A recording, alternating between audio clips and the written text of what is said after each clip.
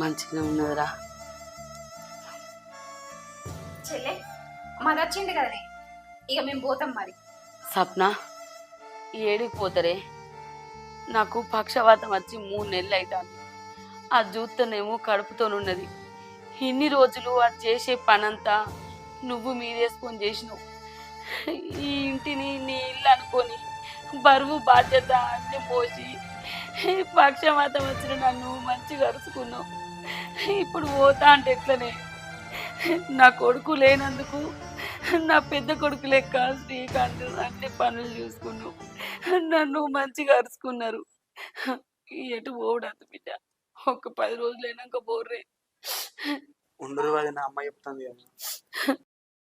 సప్న, నేను అన్న మాటలన్నీ మనసులో పెట్టుకొని పోతా అంటాను వానే. ఇన్ని రోజులు పైసుందన్న పొగరుతోని ఆస్తులు అంతస్తులు చూసి మురిసిపోయింది. అదే అహంకారంతో మిమ్మల్ని చిన్న చూపు చూసి మీ విలువ తీసేసినట్టు మాట్లాడిన. అందుకే ఆ దేవుడు నాకు ఈ రోగం ఇచ్చిండు. మీతోని సేవ చేయించుకునే రాత రాసిండు. నాకు మీ విలువలు తెలిసొచ్చినే ఎవరితో ఎట్లుండను అర్థమైంది.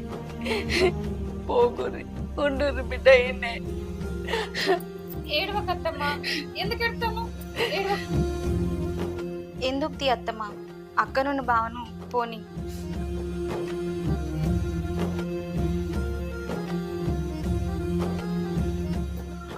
శ్రీకాంత్, అసూయతో బతుకులకు బతుకు తెరుకుంటది, అహంకారంతో బతుకులకు బంధాల విలువ తెలియదు.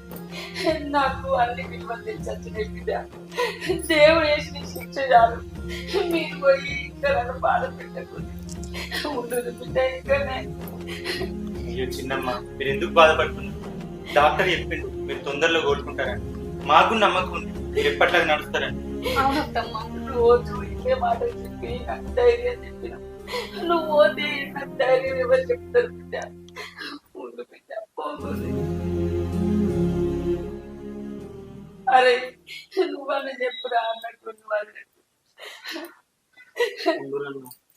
మమత చెప్పే మీ అక్కకు. నాకు అన్ని విలువలు తెలిసి వచ్చినాయి. నేను మంచిగా ఈ పైసా కన్నా ఆస్తుల కన్నా విలువ ముఖ్యం. నాకు అర్థమైతే. ఏడవకత్తమ్మా, మేము ఎటు పోము, ఇక్కడనే ఉంటాం.